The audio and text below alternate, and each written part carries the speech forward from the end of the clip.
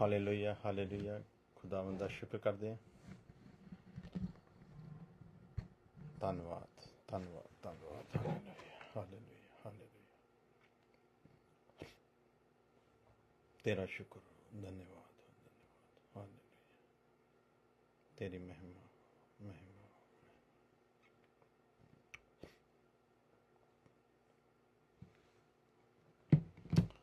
Praise the Lord. ਖੁਦਾ ਦੇ ਸ਼ੁਕਰਗੁਜ਼ਾਰ ਹਾਂ ਅੱਜ ਦੇ ਅੱਛੇ ਸਮੇਂ ਦੇ ਲਈ। ਉਹਨੇ ਫਿਰ ਸਾਡੀ ਜ਼ਿੰਦਗੀ 'ਚ ਅੱਛਾ ਮੌਕਾ ਦਿੱਤਾ ਕਿ ਅਸੀਂ ਉਹਦੇ ਪਾਕ ਔਰ ਨੇਕ ਵਚਨਾਂ 'ਚੋਂ ਸਿੱਖ ਸਕੀਏ। ਜੈਸਾ ਕਿ ਤੁਸੀਂ ਜਾਣਦੇ ਹੋ ਕਿ ਅਸੀਂ ਸਿੱਖ ਰਹੇ ਸੀਗੇ ਵਿਸ਼ਾ ਕਿ ਖੁਦਾ ਨੇ ਆਖਿਆ ਕਿ ਰੌਸ਼ਨੀ ਹੋਵੇ ਅਤੇ ਰੌਸ਼ਨੀ ਹੋ ਗਈ। ਔਰ ਰੌਸ਼ਨੀ ਨੂੰ ਫਿਰ ਖੁਦਾ ਨੇ ਹਨੇਰੇ ਤੋਂ ਵੱਖਰਾ ਕੀਤਾ। ਸੋ ਮੈਂ ਚਾਹਾਂਗਾ ਉਸ ਆਇਤ ਨੂੰ ਅਸੀਂ ਫਿਰ ਤੋਂ ਦੁਬਾਰਾ ਪੜ੍ਹਾਂਗੇ ਤਾਂ ਕਿ ਚੰਗੀ ਤਰ੍ਹਾਂ ਸਮਝ ਸਕੀਏ। और पृथ्वी बेडोल और सुनसान पड़ी थी, गहरे जल के ऊपर अंधेरा था तथा परमेश्वर का आत्मा जल के ऊपर मंडलाता था। सो स्थिति देखते हैं इस इंसान की भी इदां दी सी। धरती वीरान ते सुनसान सी। उस तरह ਜਦੋਂ तक परमेश्वर का प्रकाश साडे उत्ते नहीं होया, साडा जीवन भी इस तरह ही वीरान ते सुनसान सी। फिर लिखिया गहरे जल के ऊपर अंधेरा था। धरती पानी दे विच डुबी हुई है। धरती वीरान ते सुनसान है और गहरे जल दे उपर हनेरा है। धरती दे उत्ते पानी है, पानियां दे उत्ते हनेरा। जिहड़ी धरती पानियां दे विच है वो वीरान ते सुनसान है। दूसरी गल, उस वीरान ते सुनसान धरती जिहड़ी पानी दे विच डुबी हुई है, धरती उत्ते पानी, पानी उत्ते अंधकार ते लिखिया परमेश्वर दा आत्मा पानियां दे उत्ते जुंबिश करदा सी। परमेश्वर दा रूह पानियां दे उत्ते मंडलाउंदा सी। तब परमेश्वर ने कहा उजाला हो, तो उजाला हो गया। ये उजाला परमेश्वर दे अपने तेज दा उजाला सी। ਇਹ ਉਜਾਲਾ ਉਹ ਨਹੀਂ ਸੀ ਜਿਹੜਾ ਅੱਜ ਅਸੀਂ ਸੂਰਜ ਜਾਂ ਚੰਦ ਜਾਂ ਤਾਰਿਆਂ ਦੇ ਪ੍ਰਕਾਸ਼ ਦਾ ਉਜਾਲਾ ਦੇਖਦੇ। ਇਹ ਉਜਾਲਾ ਉਹ ਨਹੀਂ, ਇਹ ਪਰਮੇਸ਼ਵਰ ਦੇ ਮੁਖ ਵਿੱਚੋਂ ਨਿਕਲੇ ਸ਼ਬਦ ਦੇ ਅਨੁਸਾਰ ਇਹ ਪਰਮੇਸ਼ਵਰ ਦੇ ਅੰਦਰੋਂ ਨਿਕਲਿਆ ਹੋਇਆ ਉਜਾਲਾ ਸੀ। ਔਰ ਇਸ उजाले के काम में जब असीं देखते हैं और परमेश्वर ने उजाले को देखा अच्छा है। ये जिहड़ा परमेश्वर के तेज का उजाला सी और इस उजाले नूं जदों अंधकार दे उत्ते काम करदिआं वेखिया ते परमेश्वर ने देखिया कि अच्छा है। परमेश्वर ने उजाले को अंधियारे से अलग किया। फिर परमेश्वर ने इस उजाले नूं हनेरे तो की कीता, अलग किया। और परमेश्वर ने उजाले को दिन और अंधेरे को रात कहा तथा सांझ हुई, फिर भोर हुआ। इस प्रकार पहला दिन हो गया। सो प्यारे जी, जो असी बड़े तसल्ली दे नाल खुदा दे वचन की एक एक गल नूं सिख रहे हैं, उहदा अध्ययन कर रहे हैं। और ये सिक्ख्या होया वचन जिहड़ा आ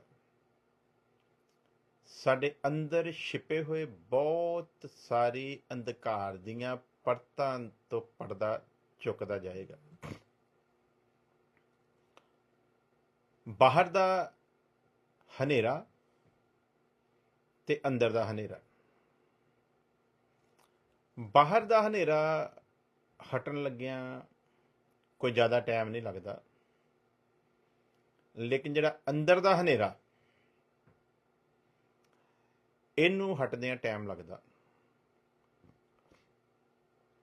ਔਰ ਇਹ ਅੰਦਰ ਦਾ ਹਨੇਰਾ ਜਿਵੇਂ ਜਿਵੇਂ ਪਰਮੇਸ਼ਵਰ ਦੇ ਤੇਜ ਦਾ ਪ੍ਰਕਾਸ਼, ਉਹਦੇ ਤੇਜ, ਉਹਦੀ ਰੌਸ਼ਨੀ ਜਿੱਦਾਂ ਜਿੱਦਾਂ ਸਾਡੇ ਅੰਦਰ ਵੱਧਦੀ ਜਾਵੇਗੀ, ਉਸੇ ਤਰ੍ਹਾਂ ਇਹ ਹਨੇਰੇ ਦੀਆਂ ਪਰਤਾਂ ਜਿਹੜੀਆਂ ਆ ਇਹ ਹਟਦੀਆਂ ਜਾਣਗੀਆਂ। ਸੋ ਜਦੋਂ ਅਸੀਂ ਚਾਹੁੰਦੇ ਆ ਕਿ ਹਨੇਰੇ ਦੀਆਂ ਪਰਤਾਂ ਹਟਣ, ਕਈ ਲੋਕ ਤੇ ਚਾਹੁੰਦੇ ਨਹੀਂ ਆ, ਤੇ ਜਿਹੜੇ ਚਾਹੁੰਦੇ ਨਹੀਂ ਆ ਉਹਨਾਂ ਤੋਂ ਇਸ ਪਰਤਾਂ ਨੂੰ ਨਹੀਂ ਪਰਮੇਸ਼ਵਰ ਦੇ ਇਸ ਪ੍ਰਕਾਸ਼ ਨੇ ਹਟਾਉਣਾ। ਪਰਮੇਸ਼ਵਰ ਦਾ ਪ੍ਰਕਾਸ਼ ਉਹਨਾਂ ਦੇ ਜੀਵਨ 'ਚ ਹੀ ਕੰਮ ਕਰੂਗਾ ਜਿਹੜੇ ਵਾਕਿਆ ਚਾਹੁੰਦੇ ਆ ਕਿ ਹਨੇਰੇ ਦੀ ਕੋਈ ਪਰਤ ਰਹਿਣੀ ਨਹੀਂ ਚਾਹੀਦੀ। ਐ ਪਿਤਾ ਕਿਰਪਾ ਕਰ ਔਰ ਡੂੰਘਾਈਆਂ ਤੱਕ ਇਸ ਹਨੇਰੇ ਨੂੰ ਹਟਾ ਦੇ। ਤੇ ਜਿਹੜੇ ਇਹ ਚਾਹਤ ਲੈ ਕੇ ਚੱਲਦੇ ਆ, ਫਿਰ ਉਹਨਾਂ ਤੋਂ ਪਰਮੇਸ਼ਵਰ ਦਾ ਤੇਜ ਆਹਿਸਤਾ ਆਹਿਸਤਾ ਕਰਕੇ ਸਾਰੇ ਪਰਦੇ ਚੁੱਕਦਾ ਰਹਿੰਦਾ। ਲਿਖਿਆ ਪਰਦਾ ਚੁਫੇਰਿਓਂ ਚੁੱਕਿਆ ਗਿਆ। ਸੋ ਚੁਫੇਰਿਓਂ ਪਰਦਾ ਉਹਦਾ ਹੀ ਚੁੱਕਿਆ ਜਾਣਾ ਜਿਹੜਾ ਇਹ ਕਾਮਨਾ ਕਰੂਗਾ ਕਿ ਤੇਰਾ ਤੇਜ ਮੇਰੇ ਵਿੱਚ ਵਧੇ।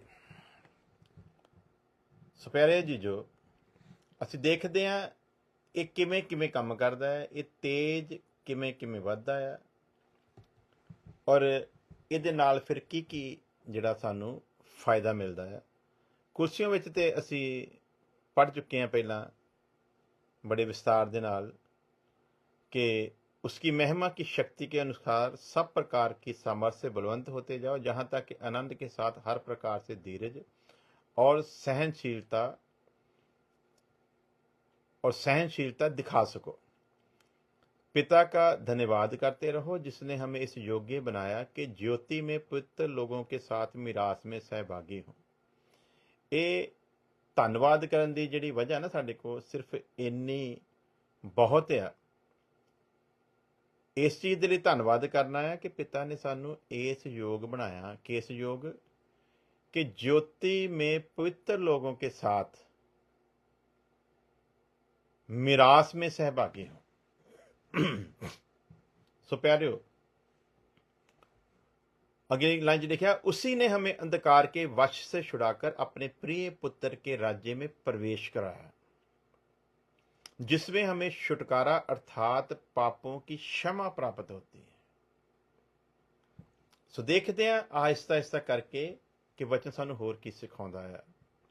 यदि तुम विश्वास की नींव पर दृढ़ बने रहो, कुलसियों 1:23, उस सुसमाचार की आशा को जिसे तुमने सुना है ना छोड़ो, जिसका प्रचार आकाश के नीचे की सारी सृष्टि में किया गया और जिसका मैं पालूस सेवक बना। अब मैं उन दुखों के कारण आनंद करता हूं जो तुम्हारे लिए उठाता हूं। रोशनी पाए हुए सेवक दे लिए ਇਹ ਇੱਕ ਬਹੁਤ ਵੱਡੀ ਆਨੰਦ ਦੀ ਗੱਲ ਹੁੰਦੀ ਹੈ, ਦੁੱਖ ਦੀ ਨਹੀਂ। ਰੌਸ਼ਨੀ ਪਾਏ ਹੋਏ ਤੇ ਰੌਸ਼ਨੀ ਵਿੱਚ ਰਹਿਣ ਵਾਲੇ ਸੇਵਕ ਦੇ ਲਈ ਇਹ ਬਹੁਤ ਵੱਡੀ ਆਨੰਦ ਦੀ ਗੱਲ ਹੁੰਦੀ ਹੈ ਕਿ ਉਹ ਕਲੀਸਿਆ ਦੇ ਲਈ ਦੁੱਖ ਉਠਾਵੇ। ਇਹ ਸੋਗ ਦੀ ਨਹੀਂ, ਇਹ ਬਹੁਤ ਵੱਡੇ ਆਨੰਦ ਦੀ ਗੱਲ ਹੁੰਦੀ ਹੈ। ਪਰ ਅੱਜ ਬਹੁਤ ਘੱਟ ਮਿਲਦੇ ਆ ਜਿਹੜੇ ਰੌਸ਼ਨੀ ਪਾ ਕੇ, ਰੌਸ਼ਨੀ ਵਿੱਚ ਰਹਿ ਕੇ ਕਲੀਸਿਆ ਦੇ ਲਈ ਦੁੱਖ ਉਠਾ ਸਕਣ, ਕਲੀਸਿਆ ਦੇ ਲਈ ਦੁੱਖ ਉਠਾ ਕੇ ਆਨੰਦਿਤ ਹੋ ਸਕਣ, बल्कि ज़्यादातर मायूस हो जाते हैं और मसीह के क्लेशों की घटी को उसकी देह के लिए जो कुछ मसीह ਦੇ ਨਾਲ ਵਾਪਰਿਆ, ਜੇ ਕੁਝ ਕਹਿੰਦਾ ਘਟ ਰਹਿ ਗਿਆ ਸੀ ਨਾ, ਤੇ ਉਹਦੀ ਦੇਹ ਜਿਹੜੀ ਉਹਦੀ ਕਲੀਸਿਆ ਹੈ, ਕਹਿੰਦਾ ਉਹ ਸਾਰੀ ਘਟੀ ਨੂੰ ਮੈਂ ਆਪਣੇ ਸਰੀਰ ਦੇ ਵਿੱਚ ਪੂਰਾ ਕਰਦਾ ਹਾਂ। ਇਹ ਗੱਲ ਕੌਣ ਲਿਖ ਰਿਹਾ ਹੈ? ਇਹ ਖੁਦਾ ਦਾ ਦਾਸ ਸੰਤ ਪਾਲੂਸ ਇਸ ਗੱਲ ਨੂੰ ਲਿਖ ਰਿਹਾ है। और 25 आयत लिखा, जिसका मैं परमेश्वर के उस प्रबंध के अनुसार सेवक बना जो तुम्हारे लिए मुझे सौंपा गया, ताकि मैं परमेश्वर के वचन को पूरा पूरा प्रचार करूं। रोशनी च चलने वाला बंदा किसी भी गल नूं अधूरा नहीं करेगा। रोशनी च चलने वाले बंदे दी पहली पहचान है कि वह वचन का पूरा पूरा प्रचार करेगा। वो किसी भी गल नूं तोड़ेगा मरोड़ेगा नहीं, क्योंकि उन्हें पता है परमेश्वर ने मैनू अपनी कलीसिया दे विच सेवक ठहराया है, मेरे ते बहुत वड्डा भरोसा कीता है ते मैनू बहुत वड्डी जिम्मेवारी दिती है। उस जिम्मेवारी नूं फिर निभाउण दे लई उन्हें चाहिए, अर्थात उस भेद को जो समों और पीढ़ियों से गुप्त रहा, परंतु अब उसके उन पवित्र लोगों पर प्रगट हुआ जिन पर परमेश्वर ने प्रगट करना चाहा, कि उन्हें ज्ञात हो कि अन्य जातियों में उस भेद की महिमा का मूल्य क्या है, और वह ये है कि मसीह जो महिमा की आशा है तुम में रहता है। वो प्रकाश ਜਿਹਦੇ ਵਿਖੇ ਅਸੀਂ ਸਿੱਖ ਰਹੇ ਹਾਂ, ਉਹਦੇ ਉੱਤੇ ਸੰਤ ਪੌਲੁਸ ਬੜੇ ਹੀ ਜ਼ਬਰਦਸਤ ਤਰੀਕੇ ਨਾਲ ਇਸ ਭੇਤ ਨੂੰ ਖੋਲ੍ਹਦੇ ਹੋਏ ਦੱਸਦਾ ਆ, ਉਸ ਭੇਦ ਕੀ ਮਹਿਮਾ का मूल्य क्या है। ਉਹ ਮੁੱਲ ਇਹ ਆ ਕਿ ਮਸੀਹ ਜਿਹੜਾ ਮਹਿਮਾ ਦੀ ਆਸ਼ਾ ਆ ਉਹ ਸਾਡੇ ਵਿੱਚ ਰਹਿੰਦਾ ਆ। ਕੀ ਅਸੀਂ ਇਸ ਯੋਗ ਸੀਗੇ, ਜਾਂ ਕੀ ਅਸੀਂ ਇਸ ਯੋਗ ਹੈਗੇ ਆ कि मसीह साडे विच रवे। और जे असीं इस योग नहीं है फिर भी ये दावा करते हैं कि मसीह साडे विच रहिंदा,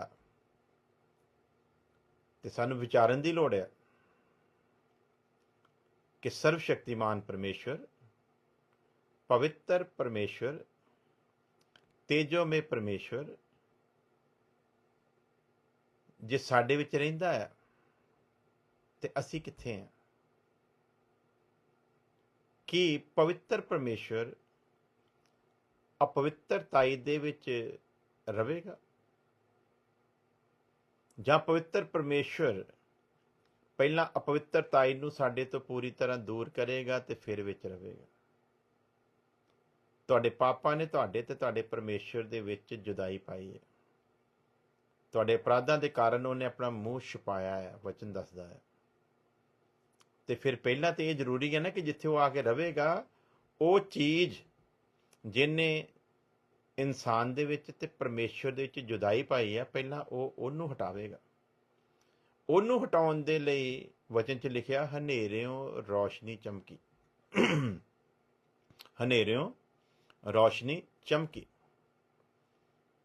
ते ये रोशनी इसे करके चमकी है ताकि असी इस बरीकी नूं पूरी तरह दे नाल समझ सकीए, जिसका प्रचार करके हम हरेक मनुष्य को जता देते हैं और सारे ज्ञान से हरेक मनुष्य को सिखाते हैं। सारे ज्ञान से हरेक नूं चकन्ना भी करते हैं, हरेक नूं उलाहना भी दिंदे हैं। और किवें किवें करते हैं, सारे ज्ञान से मनुष्य को सिखाते हैं कि हम हर एक व्यक्ति को मसीह में सिद्ध करके उपस्थित करें। सो सेवा तो यह बख्शी गई है एक सेवक नूं कि परमेश्वर जेड़ा भी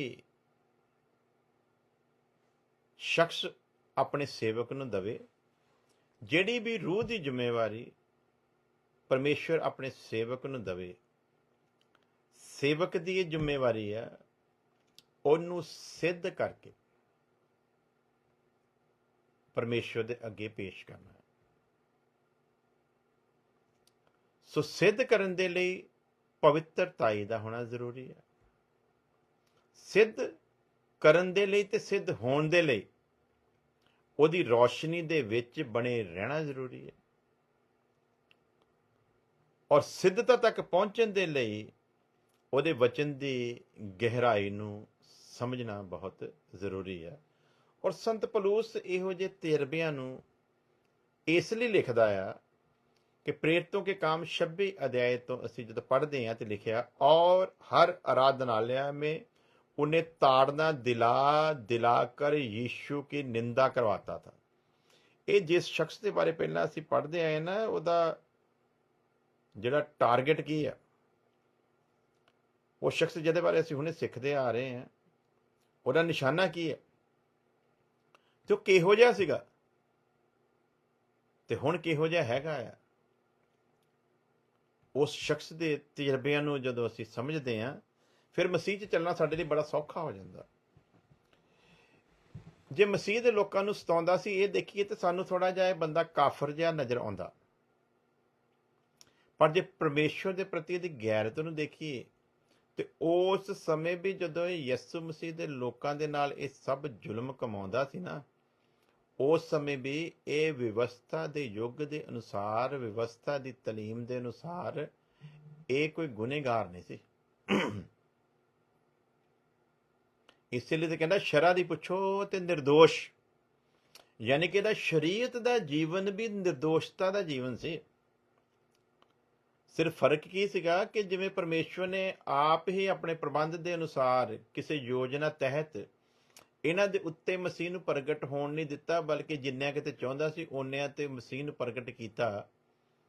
ਤੇ ਉਸੇ ਤਰ੍ਹਾਂ ਇਹ ਸੰਤ ਪਾਲੂਸ ਵੀ ਸੀਗਾ, ਜਿਹੜਾ ਜਿੰਨੀ ਦੇਰ ਤੱਕ ਇਹਦੇ ਤੇ ਉਹ ਰੌਸ਼ਨੀ ਨਹੀਂ ਚਮਕੀ, ਇਹ ਵੀ ਮਸੀਹ ਨੂੰ ਬਾਕੀ ਇਸਰਾਏਲੀਆਂ ਦੀ ਤਰ੍ਹਾਂ ਹੀ ਜਾਣਦਾ ਸੀ। ਔਰ ਯਹੋਵਾ ਪਰਮੇਸ਼ਵਰ ਦੇ ਲਈ ਇਹਦੇ ਅੰਦਰ ਅਣਖ ਸੀ, ਔਰ ਇਹ ਸਮਝਦਾ ਸੀਗਾ ਕਿ ਇਹ ਸ਼ਖਸ ਜਿਹਨੂੰ ਲੋਕ ਮਸੀਹ ਕਰਕੇ ਮੰਨਦੇ ਨਾ, ਇਹ ਵੀ ਸ਼ਰੀਅਤ ਦੇ ਅਨੁਸਾਰ ਉਹ ਮਸੀਹ ਨਹੀਂ ਜਿਹਦੀ ਅਸੀਂ ਇੰਤਜ਼ਾਰ ਕਰਦੇ ਹਾਂ। ਤੇ ਗੈਰਤ ਇੰਨੀ ਆ ਕਿ ਇਹ ਆਪਣੀ ਕੌਮ ਦੇ ਵਿੱਚ ਕਿਸੇ ਝੂਠੇ ਮਸੀਹ ਦਾ ਵੀ ਦਾਖਲਾ ਹੋਣ ਦੇਣਾ ਚਾਹੁੰਦਾ ਨਹੀਂ ਹੈ। ਇਹਦੇ ਮੁਤਾਬਕ ਜਿਹਨੂੰ ਲੋਕ ਮਸੀਹ ਕਰਕੇ ਮੰਨਦੇ ਸੀਗੇ, ਇਹਦੇ ਮੁਤਾਬਕ ਉਹ ਮਸੀਹ ਨਹੀਂਗਾ ਜਿਹਦੇ ਆਉਣ ਦੇ ਬਾਰੇ ਵਚਨ ਦੱਸਦਾ ਹੈ। ਇਹਦੇ ਮੁਤਾਬਕ ਜਿਵੇਂ ਬਾਕੀ ਇਸਰਾਏਲ ਸਮਝਦਾ ਸੀਗਾ ਕਿ ਉਹਨੇ ਰਾਜਾ ਬਣ ਕੇ ਆਉਣਾ, ਦੌਦ ਦੀਆਂ ਹੱਦਾਂ ਨੂੰ ਵਧਾਉਣਾ, ਇਹਦੇ ਹਿਸਾਬ ਦੇ ਨਾਲ ਉਹ ਸਭ ਕੁਝ ਇਸ ਮਸੀਹ ਯਿਸੂ ਦੇ ਦੁਆਰਾ ਦੇਖਿਆ ਨਹੀਂ ਗਿਆ। ਇਸ ਕਰਕੇ ਇਹਨੂੰ ਵੀ ਇਹੀ ਭਰਮ ਆ ਕਿ ਨਹੀਂ, ਆਉਣ ਵਾਲਾ ਮਸੀਹ ਇਹ ਨਹੀਂਗਾ। ਇਸ ਲਈ ਹੁਣੇ ਪਰਮੇਸ਼ਵਰ ਦੇ ਪ੍ਰਤੀ ਜਨਕ ਤੇ ਅਣਖ ਰੱਖ ਕੇ, ਉਸ ਜਲਨ ਤੇ ਅਣਖ ਨੂੰ ਆਪਣੇ ਵਿੱਚ ਲੈ ਕੇ ਇਹ ਉਹਨਾਂ ਲੋਕਾਂ ਨੂੰ ਖਤਮ ਕਰ ਦੇਣਾ ਚਾਹੁੰਦਾ ਆ, ਜਿਹੜੇ ਇੱਕ ਇਹਦੇ ਹਿਸਾਬ ਦੇ ਨਾਲ ਜਿਹੜੇ ਇੱਕ ਝੂਠੇ ਮਸੀਹ ਦੇ ਪਿੱਛੇ ਲੱਗੇ ਹੋਏ ਆ ਔਰ ਕੌਮ ਨੂੰ ਗੁੰਮਰਾਹ ਕਰਦੇ।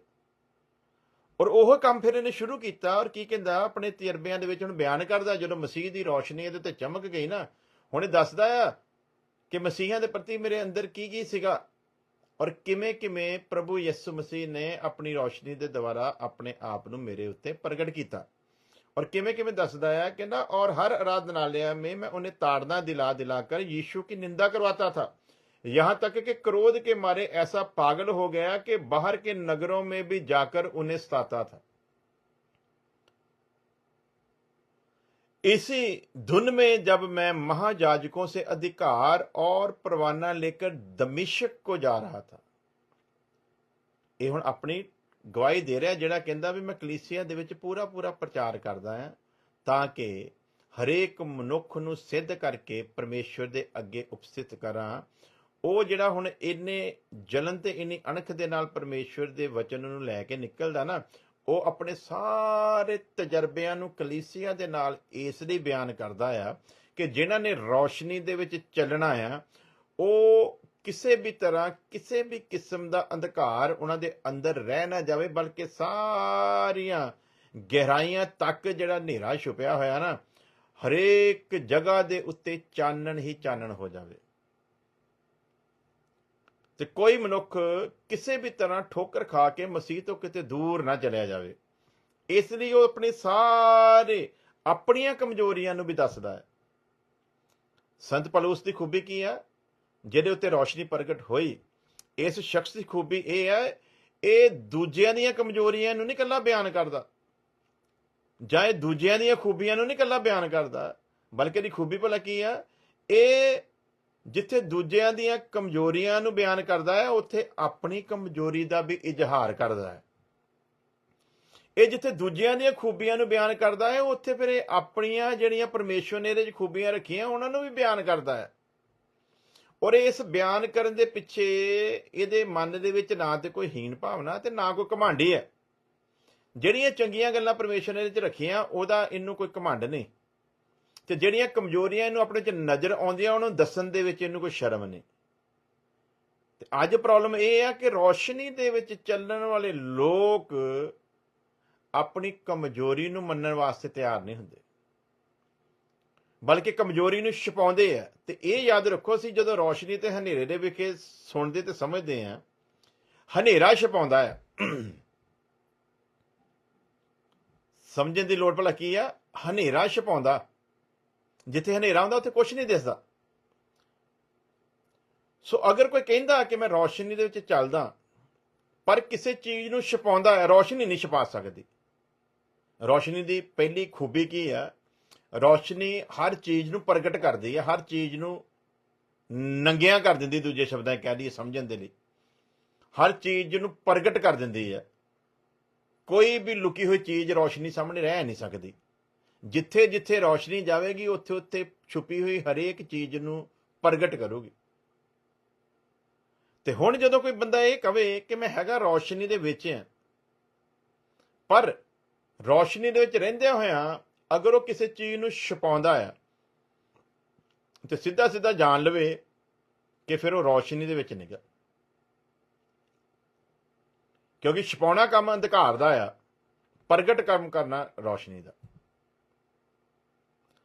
सो इसलिए दसदा है, इसी धुन में जब मैं महाजाजकों से अधिकार और परवाना लेकर दमिश्क को जा रहा था, तो हे राजा, मार्ग में दोपहर के समय मैंने आकाश के सूर्य से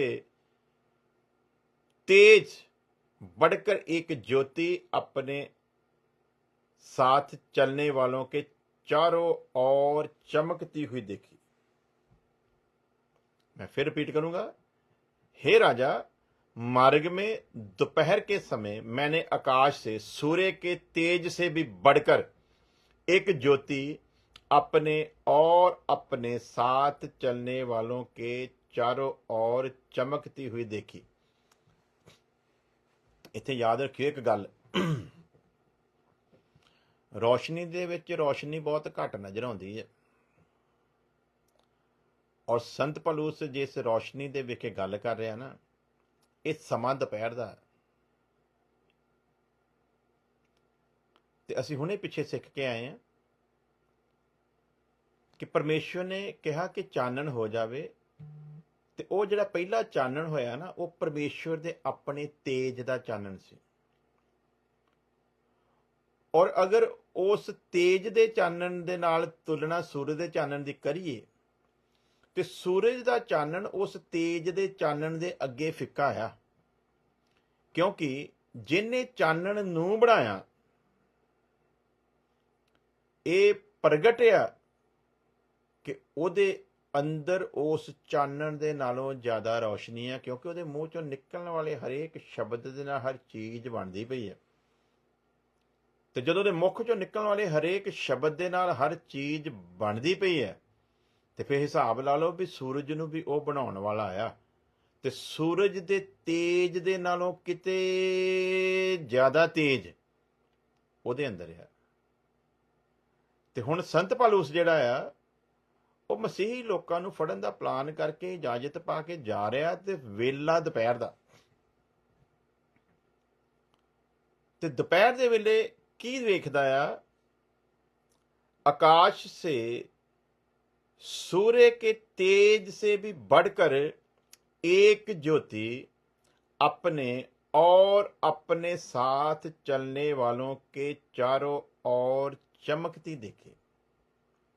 ਇਹ ਹੁਣ ਜਿਹੜੀ ਜੋਤੀ ਚਮਕੀ ਨਾ, ਇਹ ਸੂਰਜ ਨੇ ਦੁਪਹਿਰ ਦੇ ਵੇਲੇ ਜਿਹੜੀ ਰੌਸ਼ਨੀ ਕੀਤੀ ਹੋਈ ਹੈ, ਇਹ ਉਸ ਰੌਸ਼ਨੀ ਤੋਂ ਕਿਤੇ ਜ਼ਿਆਦਾ ਤੇਜ਼ਮੇ। ਇਹ ਸੂਰਜ ਦੀ ਜਿਹੜੀ ਰੌਸ਼ਨੀ ਧਰਤੀ ਉੱਤੇ ਆ, ਉਹਦੇ ਤੋਂ ਅਲੱਗ ਨਜ਼ਰ ਆਉਂਦੀ ਹੈ। ਰੌਸ਼ਨੀ ਦੇ ਵਿੱਚ ਰੌਸ਼ਨੀ। ਤੇ ਅੱਜ ਇਹ ਜ਼ਰੂਰਤ ਆ ਹਰੇਕ ਸ਼ਖਸ ਨੂੰ ਇਸ ਗੱਲ ਨੂੰ ਸਿੱਖਣ ਦੀ, ਜਿਹੜੇ ਕਹਿੰਦੇ ਕਿ ਸਾਨੂੰ ਪਰਮੇਸ਼ਵਰ ਨੇ ਅੰਧਕਾਰ ਵਿੱਚੋਂ ਕੱਢ ਕੇ ਤੇ ਰੌਸ਼ਨੀ ਦੇ ਵਿੱਚ ਲਿਆਂਦਾ ਹੈ, ਉਹਨਾਂ ਨੂੰ ਇਹ ਸਮਝਣ ਦੀ ਲੋੜ ਆ ਕਿ ਜਿੰਨੀ ਰੌਸ਼ਨੀ ਪ੍ਰਗਟ ਹੋ ਗਈ ਆ, ਇਹਦੇ ਉੱਤੇ ਤੁਸੀਂ ਸੈਟੀਸਫਾਈ ਹੋ ਕੇ ਨਾ ਬੈਠ ਜਾਓ। ਪਰਮੇਸ਼ਵਰ ਇਸ ਰੌਸ਼ਨੀ ਦੇ ਵਿੱਚ ਹੋਰ ਇਜ਼ਾਫਾ ਕਰਨਾ ਚਾਹੁੰਦਾ, ਇਸ ਰੌਸ਼ਨੀ ਨੂੰ ਹੋਰ ਜ਼ਿਆਦਾ ਕਰਨਾ ਚਾਹੁੰਦਾ, ਇਸ ਰੌਸ਼ਨੀ ਨੂੰ ਹੋਰ ਜ਼ਿਆਦਾ ਫੈਲਾਉਣਾ ਚਾਹੁੰਦਾ। ਤੇ ਕਿਸ ਹੱਦ ਤੱਕ ਫੈਲਾਉਣਾ ਚਾਹੁੰਦਾ ਕਿ ਹਨੇਰੇ ਦੇ ਵਿੱਚ ਚਾਨਣ ਚਮਕਿਆ, ਹਨੇਰਿਓਂ ਰੌਸ਼ਨੀ ਚਮਕੀ। ਜਦੋਂ ਹਨੇਰਿਓਂ ਚਮਕੀ ਉਦੋਂ ਹਨੇਰਾ ਤੇ ਹਟ ਗਿਆ, ਤੇ ਹਨੇਰੇ ਦੇ ਵਿੱਚ ਜਿਹੜੀਆਂ ਛੁਪੀਆਂ ਹੋਈਆਂ ਚੀਜ਼ਾਂ ਸੀ ਉਹ ਉਸ ਰੌਸ਼ਨੀ ਦੇ ਨਾਲ ਤੇ ਸਾਨੂੰ ਦਿਸ ਗਈਆਂ। ਪਰ ਰੌਸ਼ਨੀ ਦੇ ਵਿੱਚ ਰਹਿ ਕੇ ਵੀ ਹੁਣ ਪਰਮੇਸ਼ਵਰ ਨੇ ਸੂਰਜ ਚੰਦ ਤਾਰੇ ਬਣਾ ਦਿੱਤੇ ਇਸ ਕਰਕੇ ਕਿ ਲੋਕਾਂ ਨੂੰ ਉਹਦੇ ਤੇਜ ਤੋਂ ਵੱਖਰੀ ਇੱਕ ਰੌਸ਼ਨੀ ਮਿਲੇ। ਪਰ ਉਸ ਰੌਸ਼ਨੀ ਦੇ ਵਿੱਚ ਸੰਤ ਪੌਲੁਸ ਨੂੰ ਨਹੀਂ ਦਿਸਦਾ ਕਿ ਮੈਂ ਕੀ ਕਰ ਰਿਹਾ ਹਾਂ। ਉਸ ਰੌਸ਼ਨੀ ਦੇ ਵਿੱਚ ਸੰਤ ਪੌਲੁਸ ਨਹੀਂ ਦਿਸਦਾ ਮੈਂ ਕਿਹੜਾ ਰਾਹ ਫੜਿਆ ਆ, ਤੇ ਕੀ ਇਸ ਰਾਹ ਤੇ ਚੱਲਣਾ ਮੇਰੇ ਲਈ ਠੀਕ ਆ, ਕੀ ਮੈਨੂੰ ਇਸ ਰਾਹ ਤੇ ਜਾਣਾ ਚਾਹੀਦਾ ਆ। ਇਹ ਵੀ ਇੱਕ ਰੌਸ਼ਨੀ ਹੈ ਜਿਹਨੂੰ ਸੂਰਜ ਦੀ ਰੌਸ਼ਨੀ ਕਿਹਾ ਜਾਂਦਾ। ਪਰ ਹੁਣ ਜਿਹੜੀ ਰੌਸ਼ਨੀ ਦਾ ਉਹਨੂੰ ਦਰਸ਼ਨ ਹੁੰਦਾ ਨਾ, ਇਹ ਸੂਰਜ ਦੀ ਰੌਸ਼ਨੀ ਤੋਂ ਅਲੱਗ ਹੈ, ਸੂਰਜ ਦੀ ਰੌਸ਼ਨੀ ਤੋਂ ਤੇਜ਼ ਹੈ। ਔਰ ਇਸ ਰੌਸ਼ਨੀ ਨੂੰ ਉਹਨੇ ਆਪਣੇ ਤੇ ਆਪਣੇ ਸਾਥੀਆਂ ਦੇ ਚਫੇਰੇ ਚਮਕਦੇ ਹੋਏ ਦੇਖਿਆ।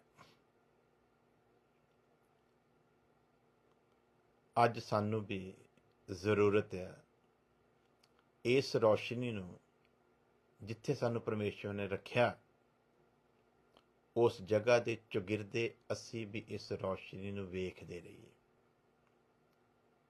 ਇਹ ਰੌਸ਼ਨੀ ਦੇ ਆਉਣ ਦਾ ਇੱਕੋ ਹੀ ਕੰਮ ਹੁੰਦਾ, ਔਰ ਇਹ ਰੌਸ਼ਨੀ ਪਰਮੇਸ਼ਵਰ ਉਦੋਂ ਪ੍ਰਗਟ ਕਰਦਾ ਹੈ ਜਦੋਂ ਜਾਂ ਤੇ ਅਸੀਂ ਫਿਰ ਗਲਤ ਰਾਹ ਤੇ ਚੱਲਦੇ ਹੋਈਏ, ਲੇਕਿਨ ਪਰਮੇਸ਼ਵਰ ਦੇ ਲਈ ਅਣਖ ਰੱਖਦੇ ਹੋਈਏ, ਤੇ ਪਰਮੇਸ਼ਵਰ ਸਾਨੂੰ ਭਟਕਣ ਤੋਂ ਬਚਾਉਣ ਦੇ ਲਈ ਵੀ ਆਪਣੀ ਰੌਸ਼ਨੀ ਨੂੰ ਸਾਡੇ ਉੱਤੇ ਪ੍ਰਗਟ ਕਰਦਾ ਹੈ। ਇੱਕ ਤੇ ਇਹਦਾ ਸਿਸਟਮ ਸਿੱਧਾ ਸਿੱਧਾ ਅਸੀਂ ਇਸ ਤਰੀਕੇ ਦੇ ਨਾਲ ਸਮਝਾਂਗੇ।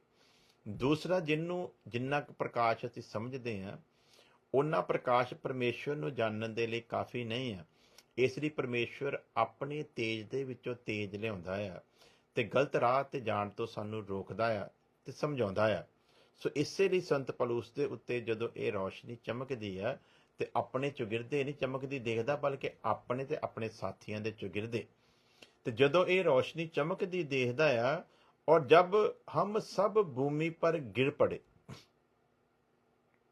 ਜਦੋਂ ਕਹਿੰਦਾ ਇਹ ਮੇਰੇ ਤੇ ਮੇਰੇ ਸਾਥੀਆਂ ਦੇ ਚੁਗਿਰਦੇ ਇਹ ਰੌਸ਼ਨੀ ਆਈ ਨਾ, ਤੇ ਅਸੀਂ ਸਾਰੇ ਦੇ ਸਾਰੇ ਜ਼ਮੀਨ ਦੇ ਉੱਤੇ ਡਿੱਗ ਪਏ।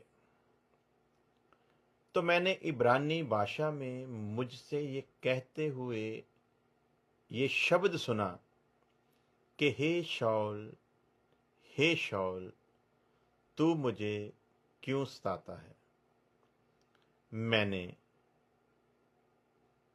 पैने पर लात मारना तेरे लिए कठिन है, पैने पर लात मारना तेरे लिए कठिन है, तू मैनू क्यों सताउना है।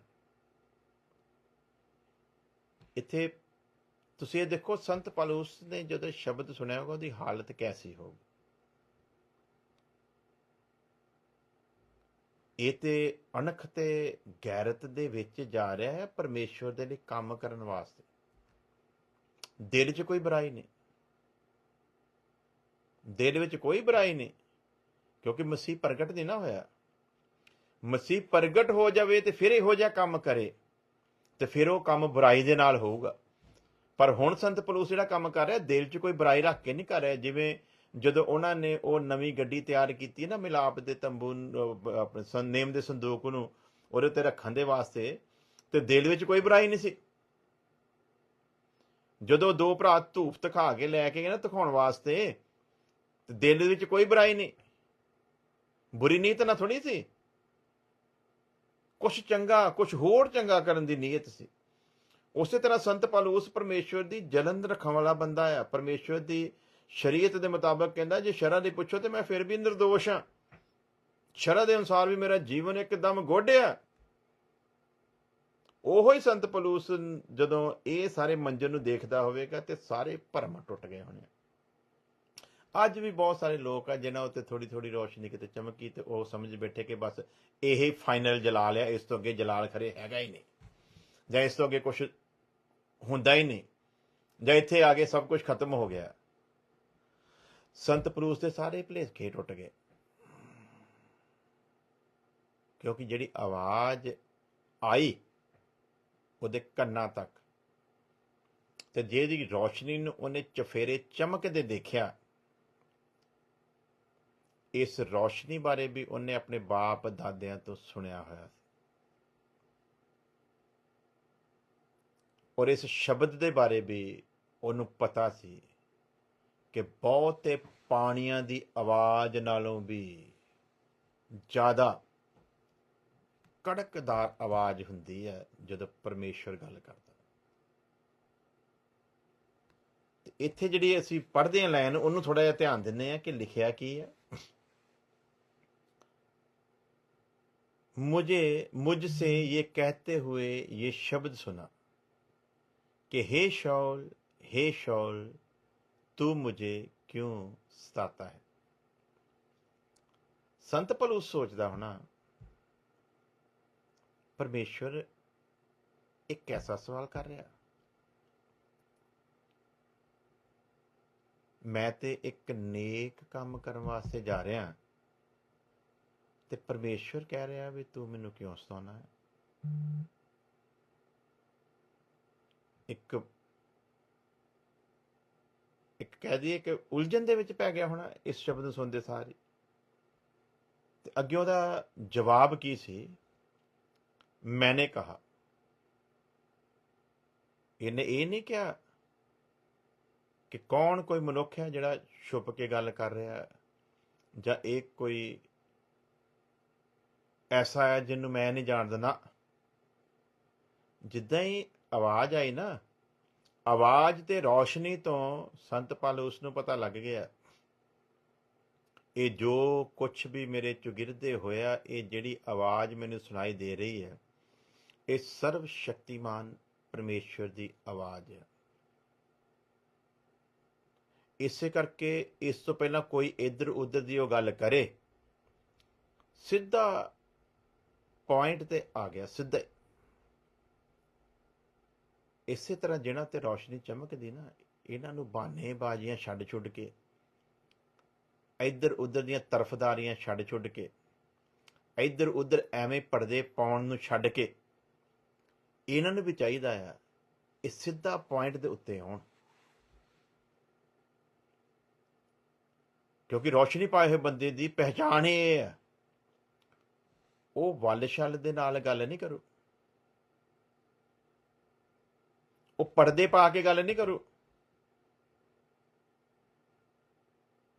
ਬਲਕਿ ਰੌਸ਼ਨੀ ਪਾਇਆ ਹੋਇਆ ਸ਼ਖਸ ਸਿੱਧੀ ਗੱਲ ਕਰਦਾ। ਉਹਨੂੰ ਦੁਨੀਆ ਕਿੱਦਾਂ ਲੈਂਦੀ ਹੈ, ਉਹਨੂੰ ਦੁਨੀਆ ਕਿੱਦਾਂ ਸਮਝਦੀ, ਉਹਨੂੰ ਇਸ ਚੀਜ਼ ਨਾਲ ਕੋਈ ਲੈਣਾ ਦੇਣਾ ਨਹੀਂ। ਕਿਉਂਕਿ ਉਹਨੂੰ ਪਤਾ ਹੈ ਅੰਧਕਾਰ 'ਚ ਰਹਿਣ ਵਾਲੇ ਲੋਕ ਰੌਸ਼ਨੀ ਪਾਏ ਹੋਏ ਬੰਦੇ ਦੀ ਗੱਲ ਨੂੰ ਇੰਨੀ ਜਲਦੀ ਸਮਝਣ ਵਾਲੇ ਨਹੀਂ ਹੈ। ਇਹ ਤੇ ਉਹੋ ਹੀ ਸਮਝੇਗਾ ਜਿਹਦੇ ਉੱਤੇ ਪਰਮੇਸ਼ਵਰ ਆਪਣੀ ਰੌਸ਼ਨੀ ਨੂੰ ਪ੍ਰਗਟ ਕਰੇਗਾ। ਇਸ ਲਈ ਜਿਹੜਾ ਰੌਸ਼ਨੀ ਦੇ ਵਿਖੇ ਜਾਣਕਾਰੀ ਰੱਖਣ ਵਾਲਾ, ਜਿਹੜਾ ਪਰਮੇਸ਼ਵਰ ਦੇ ਸ਼ਬਦ ਤੇ ਪਰਮੇਸ਼ਵਰ ਦੀ ਆਵਾਜ਼ ਨੂੰ ਪਹਿਚਾਨਣ ਵਾਲਾ, ਉਹਨੇ ਪਹਿਲੀ ਪੁਆਇੰਟ ਹੀ ਇੱਥੋਂ ਸ਼ੁਰੂ ਕੀਤਾ। ਕਹਿੰਦਾ मैंने कहा हे प्रभु तू कौन है। हे प्रभु तू कौन है। प्रभु भी कह रहा ਤੇ ਪੁੱਛ ਵੀ ਰਿਹਾ ਤੂੰ ਕੌਣ ਹੈ। ਇਹਦੇ ਪਿੱਛੇ ਬੜੀ ਵੱਡੀ ਦਾਸਤਾਨ ਹੈ, ਕਿਉਂਕਿ ਅੱਗੇ ਜਾ ਕੇ ਇਬਰਾਨੀਆਂ ਦੇ ਖੱਤ ਵਿੱਚ ਇਹ ਸੰਤ ਪਲੂਸ ਲਿਖਦਾ ਹੈ ਕਿ ਬੀਤੇ ਸਮੇਂ ਦੇ ਵਿੱਚ ਪਰਮੇਸ਼ਵਰ ਨੇ ਸਾਡੇ ਬਾਪ ਦਾਦਿਆਂ ਦੇ ਨਾਲ ਅਲੱਗ-ਅਲੱਗ ਤਰੀਕੇ ਦੇ ਨਾਲ ਤੇ ਅਲੱਗ-ਅਲੱਗ ਸਿਸਟਮ ਦੇ ਵਿੱਚ ਉਹਨੇ ਆਪਣੇ ਆਪ ਨੂੰ ਪ੍ਰਗਟ ਕੀਤਾ ਤੇ ਉਹਨਾਂ ਦੇ ਨਾਲ ਗੱਲਬਾਤ ਕੀਤੀ। ਇਸ ਲਈ ਹੁਣ ਸੰਤ ਪੌਲੁਸ ਇਹ ਜਾਣਨਾ ਚਾਹੁੰਦਾ ਆ, ਜਿਹੜਾ ਮੇਰੇ ਨਾਲ ਗੱਲ ਕਰ ਰਿਹਾ ਆ ਉਹ ਯਹੋਵਾ ਦਾ ਦੂਤ ਬਣ ਕੇ ਆਇਆ, ਉਹ ਯਹੋਵਾ ਵੱਲੋਂ ਭੇਜਿਆ ਗਿਆ ਦੂਤ ਆ, ਜਾਂ ਉਹ ਆ ਜਿਹੜਾ ਅੱਗ ਤੇ ਬੱਦਲ ਦੇ ਰੂਪ ਦੇ ਵਿੱਚ ਮੇਰੇ ਪੁਰਖਾਂ ਦੀ ਅਗਵਾਈ ਕਰਦਾ ਸੀ, ਜਾਂ ਉਹ ਆ ਜਿਹਨੇ ਕਿਹਾ ਸੀ ਕਿ ਮੂਸਾ ਹੁਣ ਮੈਂ ਇਹਨਾਂ ਦੇ ਨਾਲ ਅੱਗਿਓਂ ਨਹੀਂ ਚੱਲਾਂਗਾ, ਜੇ ਮੈਂ ਇਹਨਾਂ ਦੇ ਨਾਲ ਅੱਗੇ ਹੋਰ ਚੱਲਿਆ ਤੇ ਮੈਂ ਇਹਨਾਂ ਨੂੰ ਭਸਮ ਕਰ ਦੇਵਾਂਗਾ, ਇਸ ਲਈ ਹੁਣ ਇਸ ਤੋਂ ਅੱਗੇ ਮੇਰਾ ਦੂਤ ਇਹਨਾਂ ਦੀ ਅਗਵਾਈ ਕਰੇਗਾ। ਤੇ ਜਾਂ ਫਿਰ ਇਹ ਉਹ ਆ ਜਿਹੜੇ 3 ਆਏ ਸੀਗੇ ਤੇ 2 ਸਦੋਮ ਮੋਰਾ ਵੱਲ ਨੂੰ ਚੱਲ ਪਏ ਤੇ ਯਹੋਵਾ ਪਰਮੇਸ਼ਵਰ ਅਬਰਾਹਮ ਦੇ ਨਾਲ ਗੱਲ ਕਰਨ ਦੇ ਲਈ ਰੁਕ ਗਿਆ। ਜਾਂ ਇਹ ਉਹ ਆ ਜਿਹੜਾ ਸ਼ਦਰਕ ਮੇਸ਼ਕ ਅਬਦਨਗੋ ਦੇ ਸਮੇਂ ਦੇ ਵਿੱਚ ਅੱਗ ਦੀ ਭੱਠੀ ਦੇ ਵਿੱਚ ਆਇਆ ਸੀ। ਕਿਹੜੇ ਰੂਪ ਚ ਆਇਆ, ਕੌਣ ਇਹਦੇ ਨਾਲ ਗੱਲ ਕਰ ਰਿਹਾ ਆ? ਇਸ ਲਈ ਸ਼ਬਦ ਪ੍ਰਭੂ ਹੀ ਹੈ, ਕਿਉਂਕਿ ਉਹ ਕਿਸੇ ਵੀ ਰੂਪ ਦੇ ਵਿੱਚ ਆਵੇ, ਜਦੋਂ ਪਰਮੇਸ਼ਵਰ ਦਾ ਇਖਤਿਆਰ ਪਾ ਕੇ ਆਵੇ, ਭਾਵੇਂ ਦੂਤ ਦੇ ਰੂਪ ਦੇ ਵਿੱਚ ਆਵੇ, ਉਹਦਾ ਸਥਾਨ ਪ੍ਰਭੂ ਦਾ ਹੀ ਹੁੰਦਾ। ਤੇ ਹੁਣ ਸਵਾਲ ਕੀ ਹੋਇਆ? ਕਹਿੰਦਾ ਹੇ ਪ੍ਰਭੂ ਤੂੰ कौन है? प्रभु ने कहा मैं यीशु हूं जिसे तू सताता है।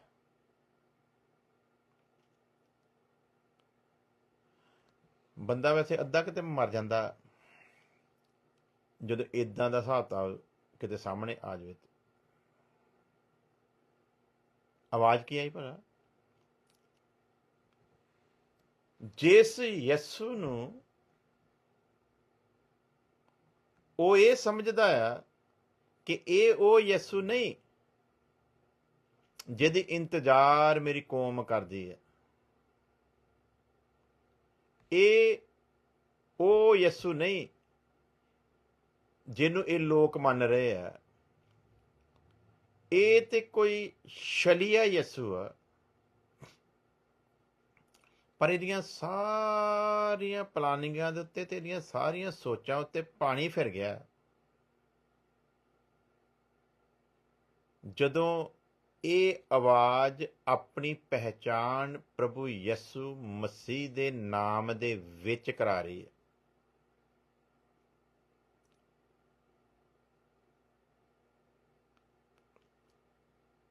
ਰੌਸ਼ਨੀ ਵੀ ਆਈ, ਸ਼ਬਦ ਵੀ ਸੁਣਾਈ ਦਿੱਤਾ, ਤੇ ਸ਼ਬਦ ਨੇ ਆਪਣੇ ਨਾਮ ਦੀ ਪਹਿਚਾਣ ਵੀ ਕਰਾਈ। ਤੇ ਨਾਮ ਦੀ ਪਹਿਚਾਣ ਕਰਾਉਂਦੇ ਵਕਤ ਇਹ ਆਵਾਜ਼ ਜਿਹੜੀ ਉਹਦੇ ਨਾਲ ਗੱਲ ਕਰ ਰਹੀ ਸੀ, ਜਿਹਦੇ ਬਾਰੇ ਉਹਨੂੰ 100% ਪਤਾ ਲੱਗ ਗਿਆ, ਇਹ ਆਵਾਜ਼ ਸਰਵ ਸ਼ਕਤੀਮਾਨ ਪਰਮੇਸ਼ਵਰ ਦੀ ਹੈ। ਉਸ ਆਵਾਜ਼ ਦਾ ਜਦੋਂ ਨਾਮ ਪਤਾ ਲੱਗਦਾ, ਜਦੋਂ ਉਹ ਆਵਾਜ਼ ਇਹਨੂੰ ਦੱਸਦੀ ਹੈ ਕਿ ਮੈਂ ਯਿਸੂ ਹਾਂ ਜਿਸ ਨੂੰ ਤੂੰ ਸਤਾਉਣਾ ਹੈ। ਪਿਆਰੇ ਜੀਜੋ, ਸੰਤ ਪੌਲੁਸ ਦੇ ਸਾਰੇ ਤਜਰਬੇ ਖਤਮ ਹੋ ਗਏ ਹੋਣੇ ਉਸੇ ਵਕਤ। ਪਰਮੇਸ਼ਵਰ ਦੇ ਪ੍ਰਤੀ ਉਹਦਾ ਸਾਰਾ ਗਿਆਨ ਜਿਹੜਾ ਉਹ ਰੱਖਦਾ ਸੀ, ਉਹ ਇੱਕਦਮ ਉਹਦੇ ਦਿਮਾਗ ਤੋਂ ਉੜ ਗਿਆ ਹੋਣਾ। ਔਰ ਜਿਹੜੀ ਗੈਰਤ ਔਰ ਜਲਨ ਸੀ ਪਰਮੇਸ਼ਵਰ ਦੇ ਲਈ, ਉਹਦੇ ਤੋਂ ਵੀ ਉਹ ਇੱਕਦਮ ਹੈਰਾਨ ਹੋ ਗਿਆ ਹੋਣਾ ਤੇ ਸੋਚਦਾ ਹੋਣਾ, ਮੈਂ ਆਪਣੇ ਜੀਵਨ ਨੂੰ ਪਰਮੇਸ਼ਵਰ ਦੇ ਰਾਹ ਦੇ ਉੱਤੇ ਚਲਾਇਆ, ਮੈਂ ਪਰਮੇਸ਼ਵਰ ਦੇ ਲਈ ਗੈਰਤ ਰੱਖੀ, ਮੈਂ ਪਰਮੇਸ਼ਵਰ ਦੀ ਵਿਵਸਥਾ ਨੂੰ ਪੂਰਾ ਕੀਤਾ, ਮੈਂ ਸ਼ਰੀਅਤ ਦੇ ਅਨੁਸਾਰ ਆਪਣੇ ਜੀਵਨ ਨੂੰ ਨਿਰਦੋਸ਼ ਬਣਾਏ ਰੱਖਿਆ। ਇੰਨਾ ਕੁਛ ਕਰਨ ਦੇ ਬਾਵਜੂਦ ਵੀ ਮੈਂ ਮਸੀਹ ਨੂੰ ਕਿਉਂ ਨਹੀਂ ਪਹਿਚਾਨ ਸਕਿਆ? ਅੱਜ ਅਸੀਂ ਲੋਕਾਂ ਨਾਲ ਐਵੇਂ ਹੀ ਲੜਨ ਲੱਗ ਪਏ ਨੇ। ਇਹ ਮੰਨਦਾ ਕਿਉਂ ਨਹੀਂ, ਇਹਦੀ ਸਮਝ ਕਿਉਂ ਨਹੀਂ ਹੁੰਦਾ, ਇਹ ਪ੍ਰਭੂ ਯਿਸੂ ਮਸੀਹ ਦੀ ਸ਼ਾਨ ਦੇ ਖਿਲਾਫ ਬੋਲਦਾ ਗੱਲ ਹੀ, ਇਹ ਗਾਲਾਂ ਗੱਲ ਹੀ ਕੱਢਦਾ, ਇਹ ਮਸੀਹੀ ਲੋਕਾਂ ਦੇ ਨਾਲ ਪੰਗੇ ਗੱਲ ਹੀ ਲੈਂਦੇ ਆ, ਇਹ ਮਸੀਹੀ ਲੋਕਾਂ ਤੇ ਜ਼ੁਲਮ ਗੱਲ ਹੀ ਕਰਦੇ ਆ, ਇਹਨਾਂ ਨੂੰ ਯਿਸੂ ਮਸੀਹ ਸਮਝ ਕਿਉਂ ਨਹੀਂ ਆਉਂਦਾ। ਉਹ ਤੇ ਜਿਨ੍ਹਾਂ ਨੂੰ ਪਤਾ ਹੀ ਨਹੀਂਗਾ, ਉਹ ਅਸੀਂ ਉਹਨਾਂ ਦੇ ਲਈ ਕਈ ਵਾਰੀ ਇੰਨੇ ਮਾਯੂਸ ਹੋ ਜਾਂਦੇ ਆ। ਇਹ ਜਿਸ ਸ਼ਖਸ ਦੇ ਬਾਰੇ ਅਸੀਂ ਸਿੱਖ ਰਹੇ ਆ ਨਾ, ਇਹ ਤੇ ਸਰਵ ਸ਼ਕਤੀਮਾਨ ਦੀ ਜਲਨ ਦੇ ਵਿੱਚ ਸੜਿਆ ਪਿਆ ਬੰਦਾ। ਇਹਨੂੰ ਤੇ ਪਰਮੇਸ਼ਵਰ ਦੇ ਲਈ ਐਸੀ ਗੈਰਤ ਆ ਕਿ ਟਿਕ ਕੇ ਬਹਿਣ ਵਾਲਾ ਨਹੀਂ। ਇਹ ਸਮਝਦਾ ਆ ਕਿ ਮੈਂ ਪਰਮੇਸ਼ਵਰ ਦੀ ਰੌਸ਼ਨੀ ਦੇ ਵਿੱਚ ਆ, ਲੇਕਿਨ ਅੰਧਕਾਰ ਦੀਆਂ ਉਹਨਾਂ ਪਰਤਾਂ ਤੱਕ ਇਹਦੇ ਉੱਤੇ ਅਜੇ ਚਾਨਣ ਪ੍ਰਗਟ ਨਹੀਂ ਸੀ ਹੋਇਆ। ਜਿਹੜੀਆਂ ਗਹਿਰਾਈ ਦੇ ਵਿੱਚ ਹਨੇਰੇ ਆ, ਉਹ ਵੀ ਦੂਰ ਹੋ ਸਕਣ। ਲੇਕਿਨ ਇਹਦੇ ਲਈ ਮੁਬਾਰਕ ਦਿਨ ਆ। ਜਿੱਥੋਂ ਤੱਕ ਇਹ ਸਮਝਦਾ ਸੀ, ਉਸ ਤੋਂ ਅਗਲਿਆ ਪ੍ਰਕਾਸ਼ਨ, ਜਿੱਥੋਂ ਤੱਕ ਇਹਨੂੰ ਰੌਸ਼ਨੀ ਦਾ ਗਿਆਨ ਸੀ, ਉਸ ਤੋਂ ਅੱਗੇ ਦੀ ਰੌਸ਼ਨੀ।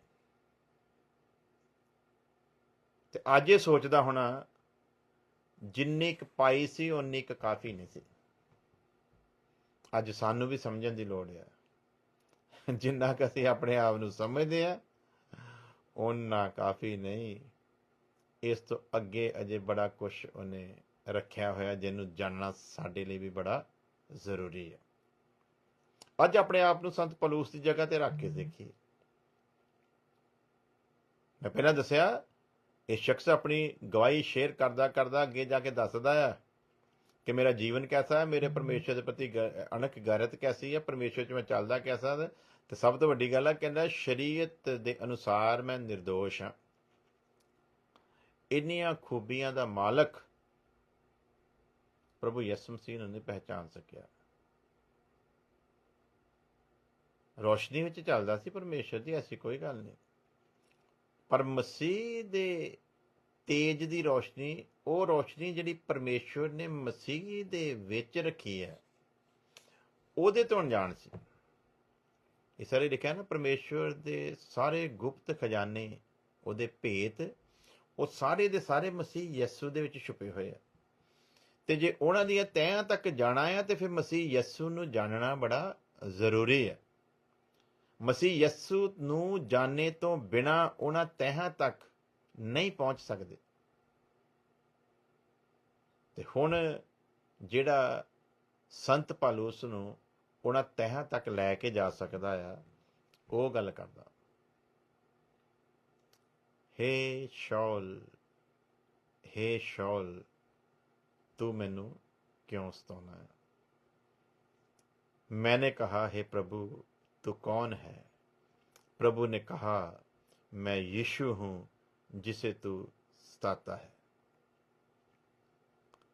परंतु तू उठ, अपने पांव पर खड़ा हो, क्योंकि मैंने तुझे इसलिए दर्शन दिया है कि तुझे उन बातों का भी सेवक और गवाह ठहराऊं जो तूने देखी हैं, और उनका भी जिनके लिए मैंने तुझे दर्शन दिया है। इसे वर्स ਨੂੰ ਲੈ ਕੇ ਕੱਲ ਸਿੱਖਾਂਗੇ। ਜਿਹੜਾ ਪਿੱਛੇ ਅਸੀਂ ਗੱਲ ਕਰਦੇ ਆ ਰਹੇ ਸੀ, ਜਿਸ ਚੀਜ਼ ਦੀ ਗਰਾਊਂਡ ਪਾਕਰੂ ਦੀ ਅਗਵਾਈ ਵਿੱਚ ਅਸੀਂ ਸਮਝ ਰਹੇ ਸੀਗੇ, ਔਰ ਇਸ ਵਸਤ ਦੇ ਵਿੱਚ ਆ ਕੇ ਉਹ ਸਾਰਾ ਪ੍ਰਕਾਸ਼ਨ ਜਿਹੜਾ ਆ ਉਹ ਹੋਰ ਖੁੱਲ੍ਹੇਗਾ। ਔਰ ਤੁਸੀਂ ਜਦੋਂ ਕੱਲ੍ਹ ਨੂੰ ਸ਼ਾਮਲ ਹੋਵੋ ਤੇ ਇਸ ਵਰਸ ਨੂੰ ਪੂਰੀ ਤਰ੍ਹਾਂ ਪੜ੍ਹ ਕੇ ਤੇ ਪ੍ਰਾਰਥਨਾ ਦੀ ਹਾਲਤ ਦੇ ਵਿੱਚ ਅਸੀਂ ਸਭ ਇਕੱਠੇ ਹੋਵਾਂਗੇ। ਪਰੰਤੂ ਤੂੰ ਉੱਠ, अपने पांव पर खड़ा हो, क्योंकि मैंने तुझे इसलिए दर्शन दिया है, मैंने तुझे इसलिए दर्शन दिया है कि तुझे उन बातों का भी सेवक और गवाह ठहराऊं जो तूने देखी है, और उनका भी जिनके लिए मैंने तुझे दर्शन दिया है। सो प्यारे अजीजो, रोशनी जदों आउंदी ना, ਉਹ ਸਾਨੂੰ ਇਸ ਸੰਸਾਰ ਦੇ ਵਿੱਚ ਗਵਾਹ ਠਹਿਰਾਉਣ ਦੇ ਲਈ ਆਉਂਦੀ ਹੈ। ਉਸ ਰੌਸ਼ਨੀ ਦਾ ਸਾਡੇ ਉੱਤੇ ਪ੍ਰਗਟ ਹੋਣ ਦਾ ਇੱਕ ਬਹੁਤ ਵੱਡਾ ਮਕਸਦ ਤੇ ਇੱਕ ਬਹੁਤ ਵੱਡਾ ਮਿਸ਼ਨ ਹੈ। ਤੇ ਆਓ ਦੁਆ ਕਰੀਏ ਸਾਡੇ ਵਿੱਚ ਜਿੰਨਿਆਂ ਦੇ ਵੀ ਉੱਤੇ ਇਹ ਰੌਸ਼ਨੀ ਚਮਕੀ ਹੈ ਤੇ ਅੱਗਿਓਂ ਇਹਨਾਂ ਵਚਨਾਂ ਦੇ ਦੁਆਰਾ ਜਿੰਨਿਆਂ ਉੱਤੇ ਚਮਕੇਗੀ, ਉਹਨਾਂ ਸਭ ਦੇ ਲਈ ਵੀ ਦੁਆ ਕਰੀਏ ਕਿ ਉਹ ਆਪਣੇ ਉੱਤੇ ਪ੍ਰਗਟ ਹੋਣ ਵਾਲੀ ਇਸ ਰੌਸ਼ਨੀ ਦੇ ਮਕਸਦ ਨੂੰ ਸਮਝ ਸਕਣ ਔਰ ਉਸ ਮਕਸਦ ਦੇ ਅਨੁਸਾਰ ਆਪਣੇ ਜੀਵਨ ਦਾ ਅਗਲਾ ਕੰਮ ਸ਼ੁਰੂ ਕਰ ਸਕਣ। ਆਓ ਦੁਆ ਕਰਦੇ ਹਾਂ। ਪਿਆਰੇ ਖੁਦਾਵੰਦ ਖੁਦਾ, ਤੁਹਾਡਾ ਧੰਨਵਾਦ ਕਰਦੇ ਹਾਂ ਤੁਹਾਡੀ ਦਇਆ, ਤੁਹਾਡੀ ਮੁਹੱਬਤ ਦੇ ਲਈ ਖੁਦਾ। ਉਹ ਰੌਸ਼ਨੀ ਜੋ ਤੁਸੀਂ ਸੰਤ ਪਾਲੂਸ ਦੇ ਉੱਤੇ ਪ੍ਰਗਟ ਕੀਤੀ ਔਰ ਉਸ ਤੋਂ ਬਾਅਦ ਤੁਸੀਂ ਆਪਣੇ ਦਾਸਾਂ ਦੇ ਉੱਤੇ ਪ੍ਰਗਟ ਕਰਦੇ ਆਏ ਹੋ, ਇਹੋ ਰੌਸ਼ਨੀ ਤੁਸੀਂ ਆਪਣੇ ਸਭ ਸੁਣਨ ਵਾਲਿਆਂ ਦੇ ਉੱਤੇ ਪ੍ਰਗਟ ਕਰੋ, ਤਾਂ ਕਿ ਉਹਨਾਂ ਨੂੰ ਪਤਾ ਲੱਗ ਸਕੇ ਕਿ ਇਹ ਰੌਸ਼ਨੀ ਇਸ ਲਈ ਪ੍ਰਗਟ ਨਹੀਂ ਹੋਈ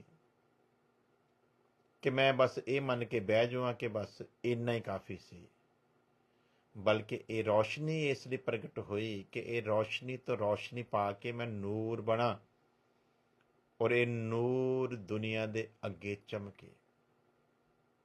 ਸੋ ਪਿਆਰੇ ਖੁਦਾਵੰਦ ਖੁਦਾ, ਇੱਕ ਜ਼ਿੰਦਗੀ ਦੇ ਵਿੱਚ ਐਸਾ ਹੀ ਹੋ ਜਾਏ, ਹਰ ਜ਼ਿੰਦਗੀ ਤੇਰੇ ਨੂਰ ਤੋਂ ਨੂਰ ਪਾ ਕੇ ਬਹੁਤਿਆਂ ਦੇ ਲਈ ਰੌਸ਼ਨੀ ਦੀ ਵਜ੍ਹਾ ਬਣ ਸਕਣ। ਖੁਦਾਵੰਦ, ਜਿੰਨੇ ਵੀ ਲੋਕਾਂ ਨੇ ਪ੍ਰਾਰਥਨਾ ਦੇ ਲਈ ਬੇਨਤੀਆਂ ਭੇਜੀਆਂ ਹਨ, ਖੁਦਾਵੰਦ, ਇੱਕ ਜ਼ਿੰਦਗੀ ਨੂੰ ਤੇਰੇ ਤਖਤ ਦੇ ਅੱਗੇ ਪੇਸ਼ ਕਰਦਾ, ਤੇਰੀ ਰਹਿਮਤ ਤੇਰੀ ਦਇਆ ਨੂੰ ਮੰਗ ਲੈਣਾ। ਖੁਦਾਵੰਦ,